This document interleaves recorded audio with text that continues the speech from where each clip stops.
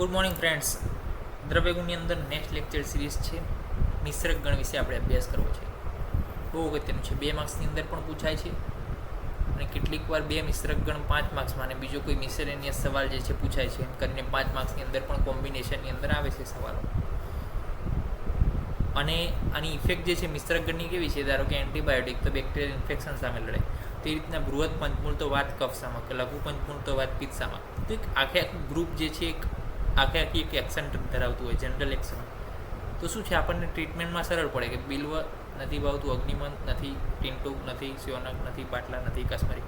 તો એકના બદલામાં બીજો ઓપ્શન આપણે વાપરી શકીએ છીએ. એના માટે જે છે મિશ્રક ગણની વ્યાખ્યા અહીં આપવામાં આવી છે. તો એમાં સૌ પ્રથમ છે બૃહદ પંચમૂળ, જે દસમૂળની અંદર આવે છે.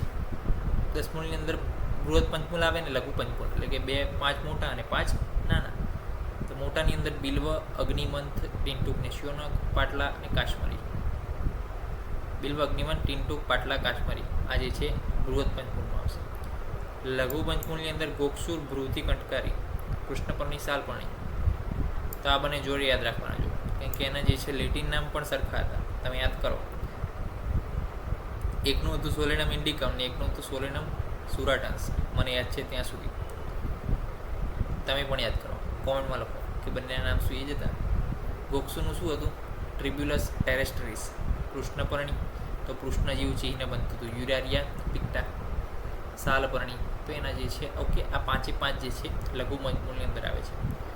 દસમૂળ જે છે, દસમૂળનું શું છે જો, પાટલા, અગ્નિમંથ, સ્યોનક, બિલ્વ, કાશ્મીરી, કંટકારી, ભૃતિ, સાલપર્ણી, કૃષ્ણપર્ણી, ગોક્ષુ. તો આ જે ઉપરના બૃહદ અને લઘુ જે છે એને ભેગા કરી નાખવાના એટલે થઈ જશે. ઓકે, જો અહીંયા ક્રમ પણ લખેલો છે મેં, કે એક પહેલું બિલ્વ હતું, પછી અગ્નિમંથ હતું, પછી સ્યોનક હતું, પછી પાટલા હતું, પછી આપણે યાદ રાખવાનું છે કાશ્મીરી હતું. તો એ રીતના જે છે ક્રમ છે એનો. ઓકે, પછી વલ્લીબંધ,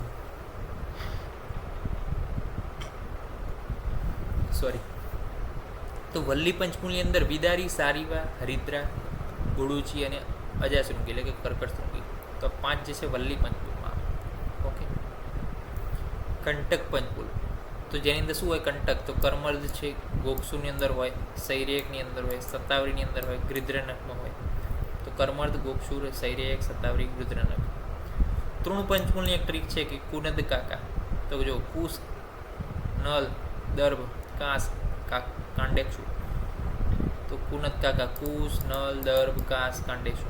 તો આ જે છે 5 તૃણ પંચમૂળ છે. મધ્યમ પંચમૂળની અંદર બપુએ મામુ, તો બલા, પુનર્નવા, હિરંડ, માસપર્ણી, મુદગપ્રણી. તો આ મધ્યમ પંચમૂળ છે.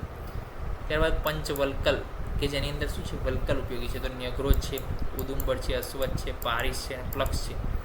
ન્યગ્રોધ, ઉદુંબર, અશ્વત્થ, પારિસ, પ્લક્ષ. આ 5 જે છે ઉપયોગી છે. આ 5 જે છે ઉપયોગી છે. ઓકે, પંચવલ્કલની અંદર એ વસ્તુ ઉપયોગી છે. પછી પંચપલ્લવ, તો પંચપલ્લવની અંદર આમ્ર, જાંબુ, કપિત, બીજપૂરક, બિલ્વ. આમ્ર, જાંબુ, કપિત, બીજપૂરક અને બિલ્વ. આના જે છે પલ્લવ એટલે કે જે છે એક પ્રકારનું ફળ ઉપયોગી છે. આમ્રનું ફળ, જાંબુનું ફળ, એ રીતના આપણે યાદ રાખવાનું. કપિત અને બીજપૂરક અને બિલ્વનું ફળ. પછી પંચકોલ, બહુ અગત્યનું. પીપલી મૂળચવે ચિત્રક ના કરો. પીપલી મૂળચવે ચિત્રક ના કરો. પીપલી મૂળચવે ચિત્રક ના કરી, રીતના યાદ રાખવાનું. પંચતિક્ત, કે જેનું શું છે કડવો સ્વાદ છે. તો ગુડુચી, નિંબ મૂળ ત્વચા એટલે કે લીમડાના મૂળની ત્વચા, વાસા, પછી નિદિક્તિકા અને પટોલપત્ર. નિદિક્તિકા એટલે કંટકારી, પટોલપત્ર તો છે જ. અમ્લપંચકની વાત કરીએ તો કોલ છે, દાડિમ છે, વૃક્ષામ્લ, ચુલ્લકી, અમ્લવેતસ અમ્લપંચક છે. ત્રિફલા, હરિતકી, આમ્લકી, બીપીતકી. ત્રિકટુ, શુંઠી, મરીચ, પીપલી. ત્રિમદ, વિડગ, મુસ્તા, ચિત્રક. ત્રિજાતક, ગેલાપત્ર. મધુર ત્રિફલા. આ બધી વસ્તુ કેવી છે ખબર છે, વારંવાર રિવાઇઝ કરવાની છે. આમાં કોઈ જ ટ્રીક એવી ના હોય. જો તમે એકવાર ટ્રીક આમાં લગાવશો તો શું થશે, પછી એ ટ્રીકને યાદ રાખવા માટે પાછી બીજી ટ્રીકની જરૂર પડશે. આમાં એવું થશે. એના કરતાં એકદમ જે છે કોન્સન્ટ્રેટ માઇન્ડ ઉપર બેસો, કલાક બેસશો એટલે તમને 10-15 આવડશે, બીજા દિવસે કલાક બેસો, બીજા 5-6 આવડશે, પછી પાછું રિવાઇઝ કરવાનું. એ જ ટેકનિક, ડિવાઈડ એન્ડ લર્ન. 5 કરો, બીજા દિવસે બીજા 5 કરો, પહેલાં આગળના 5 લખો. એ રીતના જે છે ચાલશે. મધુર ત્રિફલાની અંદર દ્રાક્ષ, ખજૂર અને કાશ્મરીય. સ્વલ્પ ત્રિફલામાં ખાલી ખજૂર બદલાણી પરુષ આવ્યું, ખજૂરના બદલે પરુષ આવ્યું. જો અક્ષર સેમ રહ્યા, જુમાં ઉ પ્રત્યય આવતો તો રૂમાં ઉ પ્રત્યય આવ્યો, ખાલી ખજૂરના બદલે પરુષ આવ્યું. એ સ્વલ્પ ત્રિફલામાં. તો કઈ રીતે યાદ રાખશું? એ યાદ રાખવાની તો ટ્રીક છે કે પુરુષ કેટલા છે, અલ્પ છે. એ રીતના મધુર ત્રિફલામાં ખજૂર, ખજૂર કેવી હોય? સ્વીટ હોય. એ પ્રમાણે યાદ રાખશું. દ્રાક્ષ, ખજૂર, કાશ્મીરી. સ્વલ્પ ત્રિફલામાં દ્રાક્ષ, પરુષ અને કાશ્મીરી. પછી સડ ઉષ્ણની વાત આવી તો પીપલી, પીપલી મૂળ ચવે ચિત્રકના આગળ તો ખરું જ, સાથે એની અંદર મરીચ એડ થઈ ગયું. શું એડ થઈ ગયું? એની અંદર મરીચ એડ થઈ ગયું. પછી ચતુર્બીજ કયા? તો મેથીના બીજ, ચંદ્રસૂર, કાલા અજાજી, યવાનિકા. મેથિકા, ચંદ્રસૂર, કાલા અજાજી અને યવાનિકા 4 બીજ જે છે ઉપયોગી છે. પછી ચતુર જાતકની અંદર તો વગેલિયા પત્ર અને નાગકેસર એડ થયું. આ ક્યાં આપણે અભ્યાસ કર્યો હતો? ત્રિજાતકમાં એક જાતક ઉમેરાણું. કયું? નાગકેસર. પછી મહાવીસ કયા? તો શૃંગી, કાલકૂટ, મુસ્તક, વસનામ અને સકતુક. આ જે છે મહાવીસ છે. ઉપવિશ્વાસનું અર્ક કરવી, લાંગલી, કુપીરું, આ બધું રસશાસ્ત્રમાં આવશે તમને, એટલે વાંધો નથી. અષ્ટવર્ગ જીવક, વૃષભક, મેદા, મહામેદા, કાકોલી, શિરકાકોલી, રિદ્ધિ, વૃદ્ધિ. તો આ જે છે જીવનીય ગણના ડ્રગ છે બધા. આઈ થિંક ચરક સૂત્ર 2 એની અંદર જે છે ગણનો અભ્યાસ આખો આપેલો છે. તો એમાં જે છે પહેલો જ ગણ જે છે જીવનીય ગણ છે, અને જેના વિશેના યુટ્યુબ ચેનલ, આપણી યુટ્યુબ ચેનલ ઉપર પણ જીવનીય ગણ લખશો એટલે તમને આવશે વિડીયો. એની આખી પીપીટી ડિટેલની અંદર બનાવેલી છે આપણે, એકદમ ડિટેલમાં ગુજરાતી ભાષામાં, અને એના ફાઇટો કોન્સ્ટિટ્યુઅન્ટ સાથે, મોડર્ન કોરિલેશન સાથે, શું ઉપયોગ છે, ક્યાં મળે છે, કઈ વસ્તુ ક્યાં વપરાય છે, બધું જ આપણે એની અંદર આપેલું છે સંપૂર્ણ વિગત. તો એ આપ જુઓ તો આપણને આઈડિયા આવી જશે. અને એ વિડીયો જોશો એકવાર આખો એટલે તમને જીવનીય ગણની અંદર તો કોઈ જ નહીં રહે. અને આ ગણ એટલો બધો ઇમ્પોર્ટન્ટ છે જીવનીય ગણ, કારણ કે શું છે? રિવાઇવ્સ, રિસસિટેશન માટે ઉપયોગી છે આ બધું વસ્તુ. એક લાઈફ જનરેટ કરવા માટે ઉપયોગી છે જીવનીય ગણ. એટલા માટે એનું મહત્ત્વ અનેક ગણું વધી જાય છે.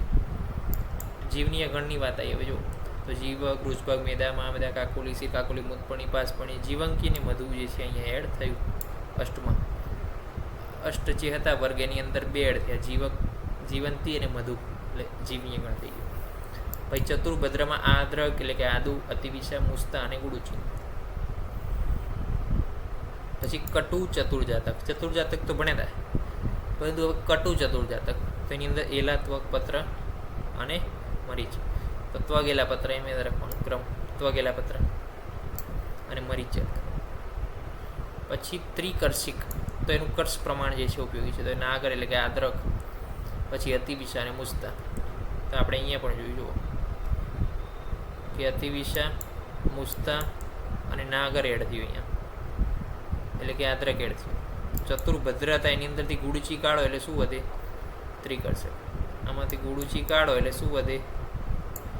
ત્રિકર્ષક વધે.